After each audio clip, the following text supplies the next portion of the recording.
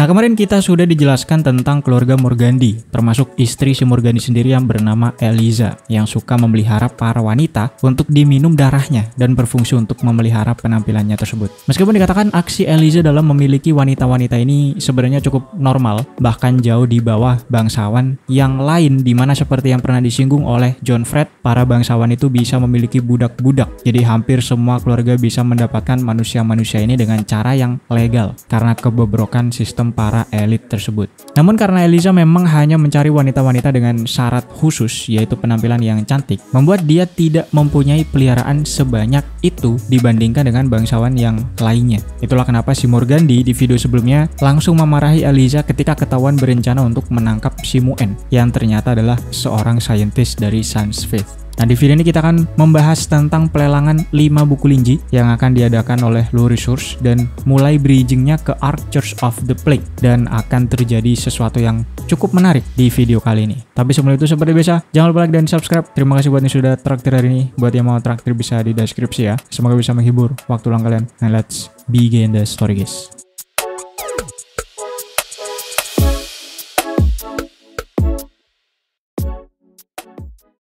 Nah, salah satu yang menghadiri pelelangan yang cukup mewah ini adalah tidak lain tidak bukan Eliza itu sendiri, yang dijelaskan memakai topeng untuk menutupi identitasnya. Dan katanya ia cukup kesusahan untuk mendapatkan tiket masuk ke situ, bahkan setelah mengandalkan segitu banyak koneksinya yang cukup luas, menandakan bahwa acara tersebut merupakan salah satu acara pelelangan paling mewah dan bergengsi yang diikuti oleh banyak nama-nama terpandang, di mana nama-nama ini bisa membuat kebanyakan bangsawan takut bahkan.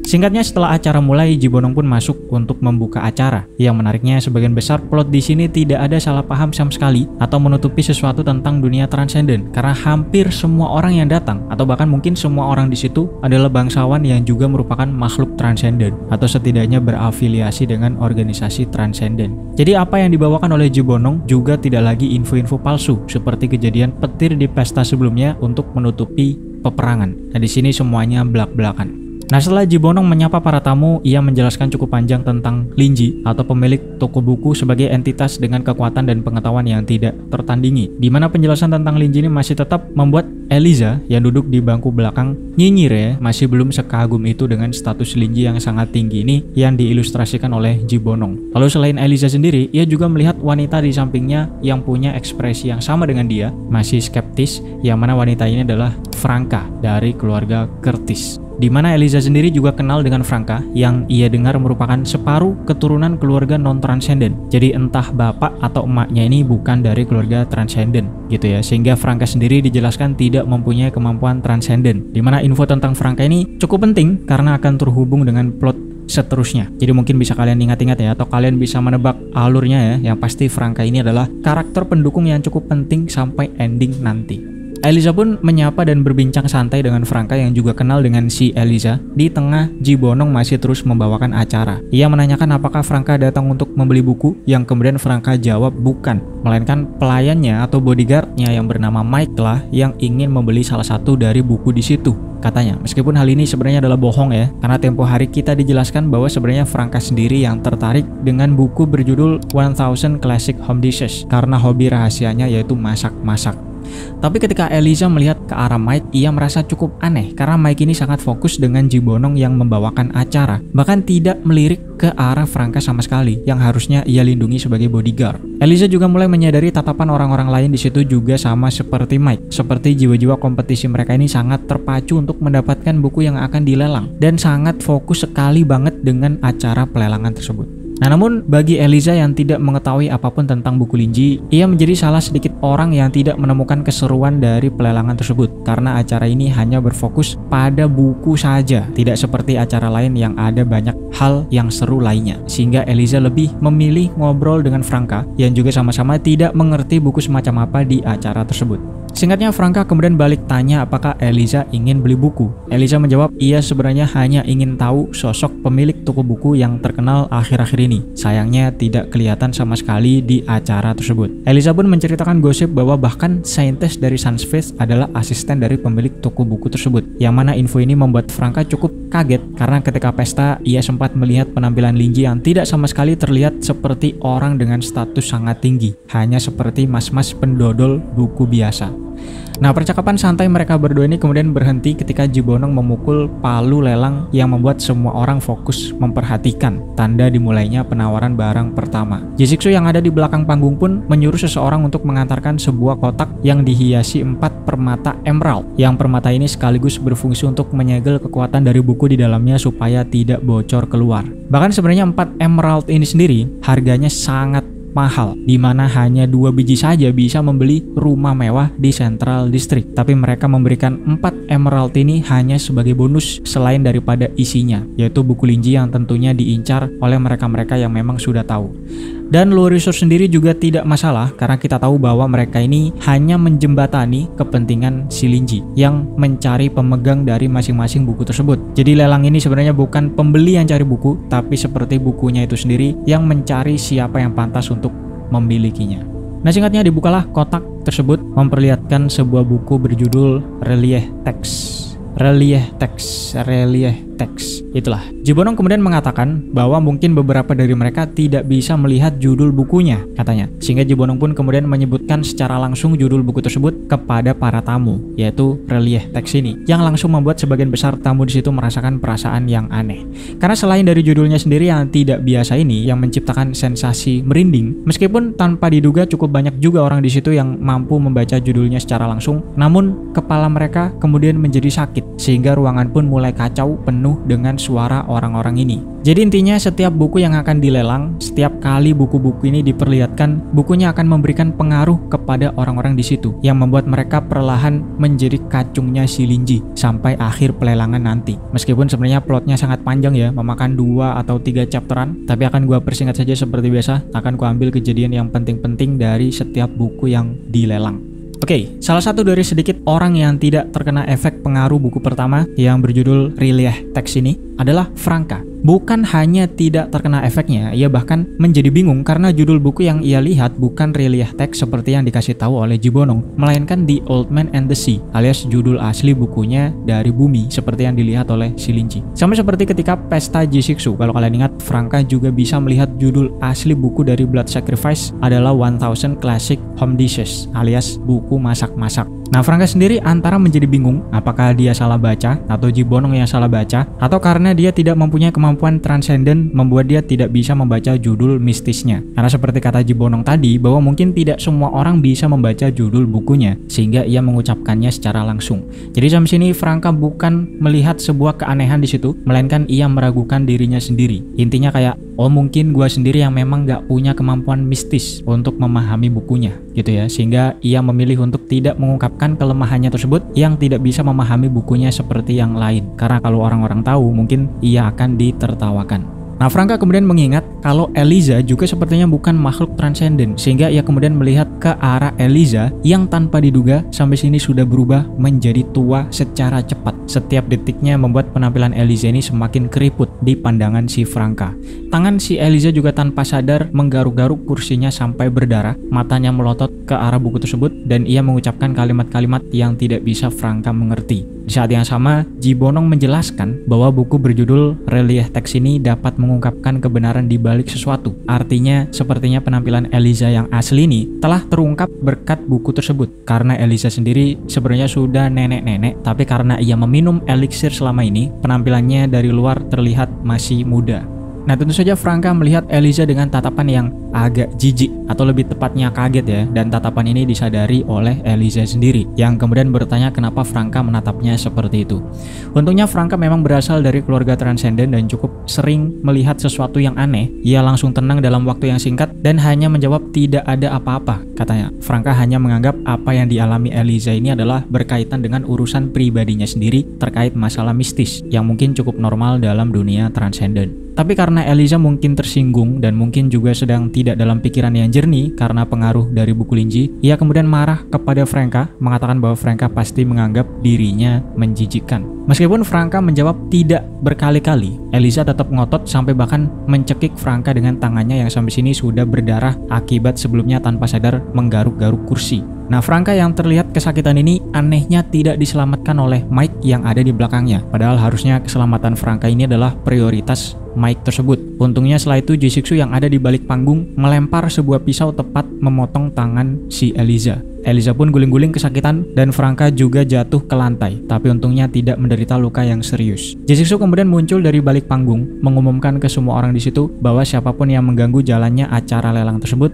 akan disikat alias matot. Nah, berkat deklarasi dari Jisixu ini dan pertumpahan darah pertama di acara tersebut, semua orang yang awalnya terpengaruh oleh buku Linji pun menjadi sadar sementara. Jibonong yang melihat kekacauan yang terjadi ini padahal baru buku pertama gitu ya, lalu menambahkan bahwa bagi siapapun yang tidak kuat menahan pengaruh dari buku-buku di situ, dipersilakan untuk keluar daripada mereka terpaksa untuk disikat nantinya. Sehingga ada sedikit orang yang keluar, termasuk si Eliza yang segera dibawa keluar oleh petugas yang juga kemudian membersihkan bekas kekacauan tersebut. Franka juga dibantu oleh Mike yang rupanya ia sebelumnya bukan tidak mau membantu Franka, tapi ia kesulitan untuk melawan pengaruh dari buku Linji saking kuatnya. Alhasil Mike pun melihat ke arah Jisixu dan memberikan gestur terima kasih karena telah turun tangan membantu si Franka.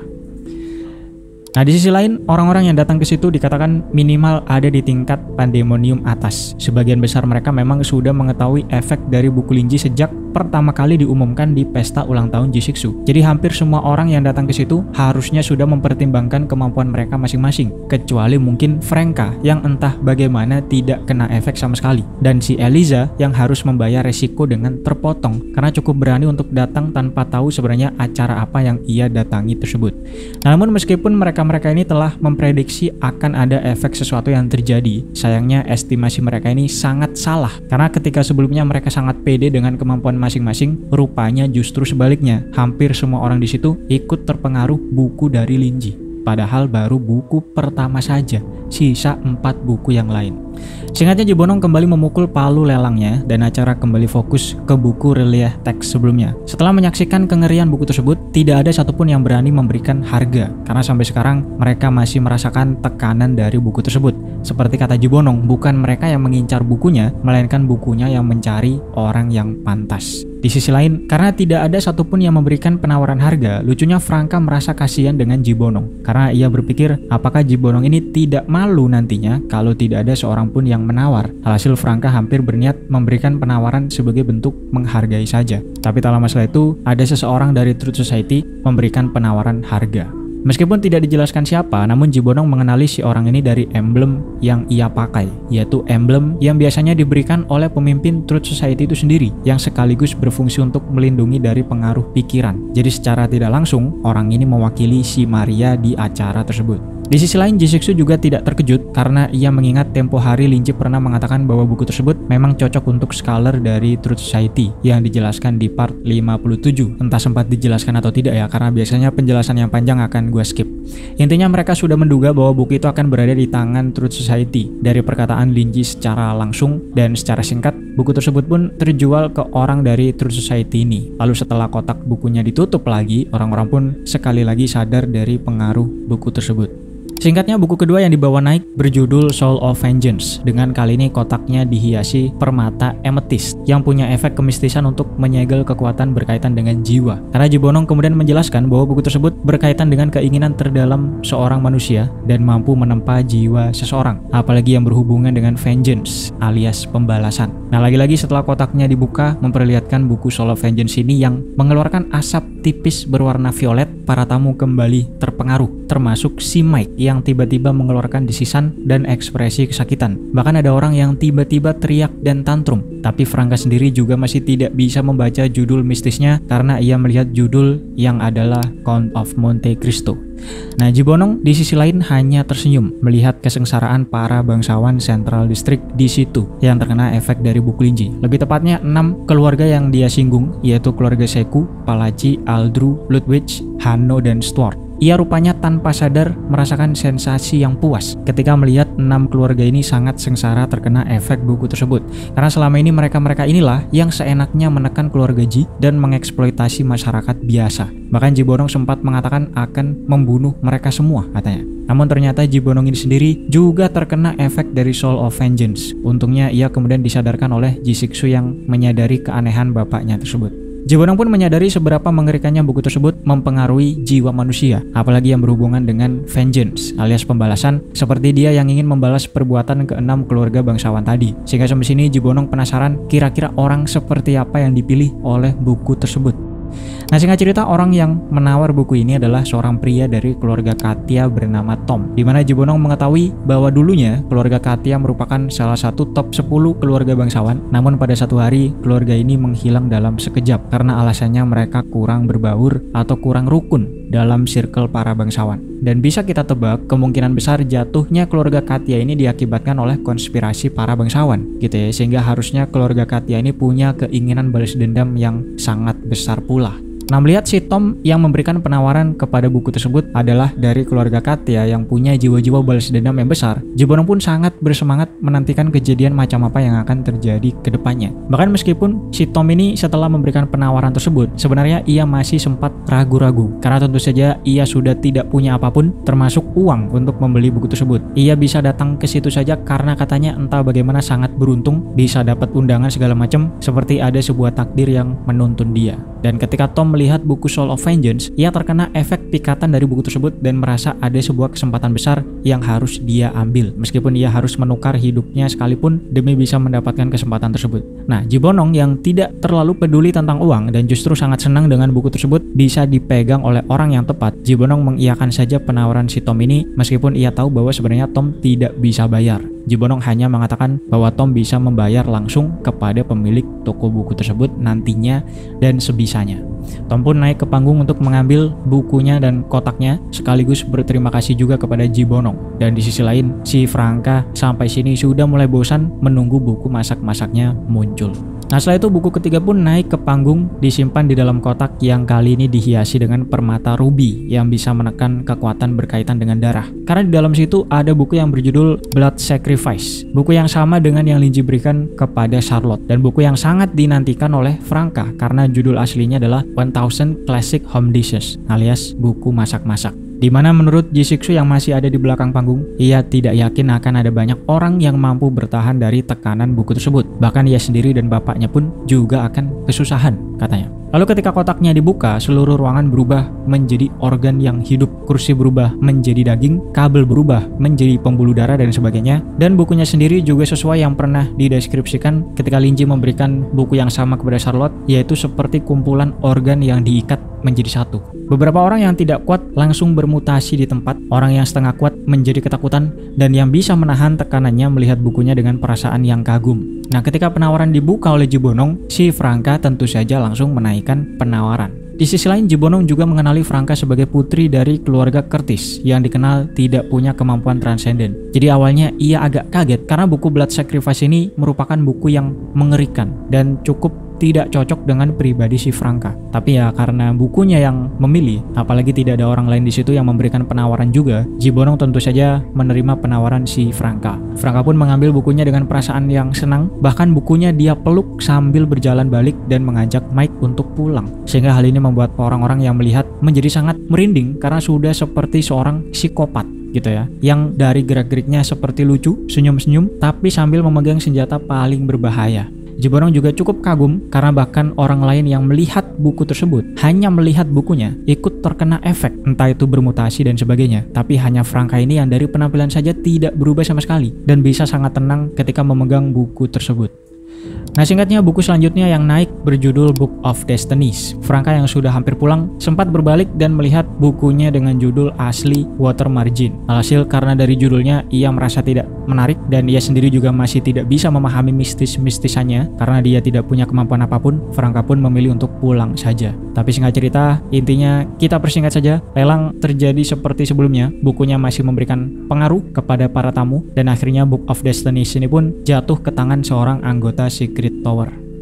Nah, sebelum buku kelima dibawa naik, dijelaskan setelah sudah 4 buku mempengaruhi semua orang di situ dengan bertubi-tubi, mereka yang masih bertahan sampai sini pikirannya sudah terkontaminasi dan menjadi kacungnya si Linji, seperti yang sudah dijelaskan sebelumnya. Jadi setiap apapun yang Jibonong katakan sampai sini mereka akan bersorak-sorak dan menjadi sangat antusias. Apalagi ketika Jibonong mengumumkan bahwa buku kelima ini adalah buku yang ditulis secara langsung oleh Linji sendiri katanya, sehingga menciptakan riuh dari para tamu karena sudah seperti hidangan utama gitu ya. Setelah kotaknya dibuka memperlihatkan buku berjudul Dream of Chaos. Menariknya, tidak seperti 4 buku sebelumnya yang menekan atau mempengaruhi mereka, buku kelima ini justru membuat mereka tenang dan mengembalikan kewarasan mereka. Namun, kesetiaan mereka kepada Linji masih tetap ada. Sehingga ketika melihat buku Dream of Chaos ini, orang-orang langsung menunduk hormat dan seperti mengucap sesuatu kepada si Linji. Nah, melihat hal tersebut, Shiksu memanfaatkannya dengan kemudian berubah menjadi setengah Dream Beast Skywolf-nya, lalu mengeluarkan sebuah raungan yang adalah skill untuk mengendalikan mereka semua. Terlihat dari pupil mereka yang berubah menjadi emas seperti pupilnya J-Shiksu. Nah, rupanya dari awal J-Shiksu dan bapaknya ini sudah berniat mengendalikan seluruh bangsawan di situ untuk menjadi kacung dengan memanfaatkan Sordid Blood dari Shiksu dan kekuatan ras Yith. Artinya mereka sudah seperti menjadi satu dengan J-Shiksu itu sendiri, menjadi anggota ras Yith. Kalau gua nggak salah menyimpulkan ya, Shiksu memang menunggu ketika sedikit demi sedikit para bangsawan ini terpengaruh oleh buku Linji, dan setelah 4 buku bertubi-tubi, kesadaran mereka pun sudah tersikat, membuat Shiksu mengeluarkan gerakan terakhir tersebut untuk membuat mereka benar-benar menjadi kacung. Nah, namun tanpa diduga ada satu orang pria yang tidak sama sekali terkena pengaruh dari Shiksu dan masih bisa memberikan penawaran membeli buku tersebut, di mana pria ini bernama Humphrey yang merupakan seorang overseer dari Central Administration, sama seperti si Odette Renov. Nah, tentu saja Jiborong dan Shiksu tidak menduga rupanya ada satu orang yang masih bisa sadar, tapi memang akan sangat wajar jika Humphrey memang adalah orang yang dipilih oleh bukunya. Jadi mereka mengikuti alur tersebut dan memberikan bukunya kepada Humphrey sebelum kemudian mengakhiri acara pelelangan tersebut. Jiborong pun menjentikkan jarinya seketika, membuat orang-orang yang awalnya menunduk fanatik kepada Linji menjadi normal kembali. Namun sampai sini mereka sudah menjadi kacung dan merasa seperti ada sebagian ingatan mereka yang hilang. Nashin kemudian berpindah ke Humphrey lagi, dimana di sini menceritakan background siapa si Do ini sebenarnya. Tapi karena sepertinya nggak terlalu penting, jadi akan gue skip. Intinya Humphrey mendapatkan misi dari Central District untuk ikut lelang dan berusaha mendapatkan setidaknya 1 dari 5 buku Linji. Dan ternyata ia berhasil dapat. Namun sama seperti orang-orang yang lain, Humphrey juga sudah terkena brainwash menjadi kacung si Linji, sehingga ia merasa sudah tidak bekerja untuk Central District dan justru menjadi kacung Linji seperti si Wilde. Namun ketika ia ingin pergi ke suatu tempat untuk mulai menyebarkan kepercayaan Linji, tiba-tiba ia dihadang oleh seorang pria berjubah hitam. Dan di sini akan terjadi sesuatu yang cukup menarik. Pertama, si pria berjubah hitam mengatakan ia mencium aura-aura yang familiar dari si Humphrey. Menariknya, Humphrey justru menganggap hal ini sebagai kesempatan untuk menyebarkan sosok Linji. Ia dengan ramah menyapa si pria berjubah hitam, mengenalkan dirinya, dan tidak lupa mengenalkan sosok Linji juga sebagai sosok pencipta dan penyelamat dan sebagainya. Ia kemudian mengeluarkan buku Dream of Chaos dan berniat membaca beberapa kalimat di dalam buku tersebut. Nah, ketika si pria berjubah melihat buku tersebut, ia menjadi sangat kaget. Tapi bukan karena takut, melainkan lebih kepada ia seperti sudah tahu buku yang berjudul Dream of Chaos tersebut. Namun anehnya, ia tidak kenal sama sekali siapa si Linji yang disinggung oleh si Humphrey. Nah, ketika kemudian Humphrey membaca beberapa kalimat dari bukunya, bahkan si pria berjubah ini menjadi panik. Ia kaget rupanya Humphrey berani membaca bukunya di situ, yang artinya dia sudah tahu buku macam apa yang dibawa oleh si Humphrey tersebut. Tapi ini menurut pemahaman gue ya, tidak dijelaskan secara pasti di novelnya. Tapi berdasarkan kalimat yang diucapkan oleh si pria berjubah hitam ini, sepertinya ia tahu efek yang terjadi jika Humphrey membaca bukunya. Intinya seperti biasa, ketika mendengarkan isi dari buku Dream of Chaos tersebut, si pria berubah menjadi semakin terganggu dan kesakitan. Ia bahkan jatuh ke tanah seperti menahan sakit yang luar biasa. Sampai pada satu titik, gerak-gerik si pria ini menjadi normal kembali. Sehingga Humphrey menganggap bahwa si pria ini sudah terbrainwash, alias sudah menjadi kacung si Linji juga. Pokoknya ciri-ciri yang sama dengan pelanggan-pelanggan si Linji yang lainnya, yang biasanya mengalami halusinasi, terganggu dan sebagainya lah. Nah, namun ketika Humphrey ingin menghampiri si pria tersebut, ia mendengar si pria bergumam sesuatu, mengucapkan sesuatu yang ternyata ia sedang melanjutkan kalimat dari buku Dream of Chaos yang adalah seperti ini.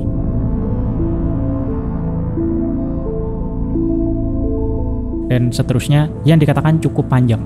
Alhasil Humphrey pun kaget karena bagaimana bisa si pria melanjutkan isi dari buku tersebut yang jelas-jelas dia tidak tahu siapa si Linji, dan yang dipilih oleh bukunya kan si Humphrey ini, bukan si pria berjubah hitam. Si pria pun bangun lalu mengatakan itu karena si Humphrey adalah pengikut palsu yang hanya mengikuti tanpa benar-benar mengetahui, atau di sini bahasanya adalah follow blindly. Setelah itu si pria berjubah ini menyikat si Humphrey sampai koit dan mengambil buku Dream of Chaos tersebut. Ia lalu menghadap ke satu arah, tiba-tiba berlutut dan mengatakan sebuah kalimat.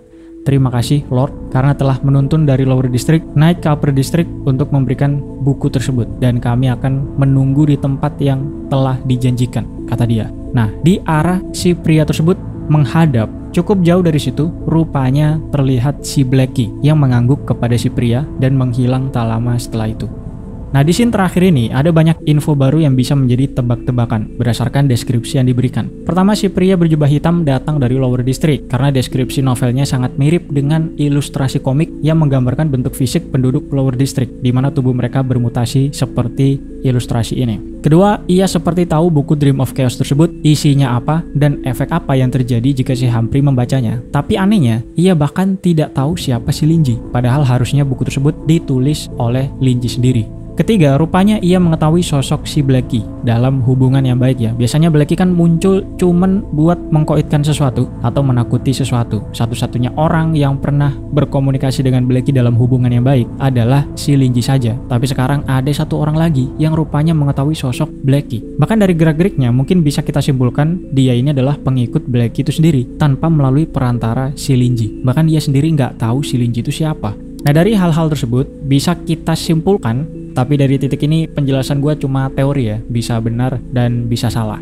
Nah, dari sini bisa kita simpulkan bahwa Blackie mempunyai sesuatu yang terjadi di lower district, seperti yang dijelaskan oleh Maria juga, di mana mutasi HUD itu mirip dengan yang dialami penduduk lower district, menandakan bahwa Blackie juga ada di lower district, yang mana kita tidak tahu seperti apa kondisi di bawah situ. Nah, yang kita tahu hanyalah untuk di upper district, Blackie seperti diperantarai oleh si Linji. Kekuatan Blackie menyebar melalui buku Linji, karena dari awal kita seringkali ditunjukkan bahwa yang memodifikasi buku Linji adalah Blackie itu sendiri. Dan yang menjadi salah paham bahwa Linji punya kekuatan besar sebenarnya adalah kekuatan si Blackie tersebut yang memang membacking Linji. Bahkan kalau dipikir-pikir, hampir semua pergerakan Linji yang mengkoitkan makhluk kuat sebenarnya adalah si Blackie sendiri, bukan si Linji tersebut. Sehingga tidak mustahil bahwa Blackie juga mengerjakan sesuatu di lower district, tapi metodenya yang berbeda. Mungkin di situ tidak melalui perantara buku, melainkan melalui sesuatu yang lain. Dan bisa jadi juga ada orang di lower district yang berperan seperti Linji, menyebarkan kekuatan Blackie juga melalui sesuatu. Itulah kenapa si pria berjubah hitam seperti sudah mengetahui sosok si Blackie,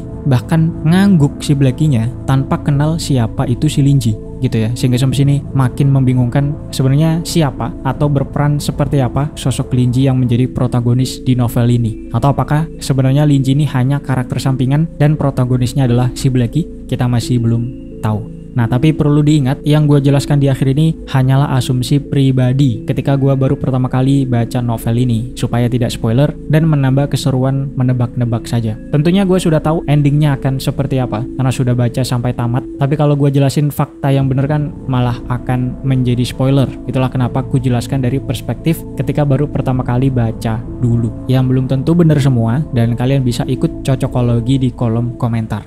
Mungkin itu aja untuk hari ini. Tapi seperti biasa, jangan lupa like dan subscribe. Terima kasih buat yang sudah traktir hari ini. Kalau kalian mau traktir bisa di deskripsi. Semoga bisa menghibur waktu luang kalian. Dan adios.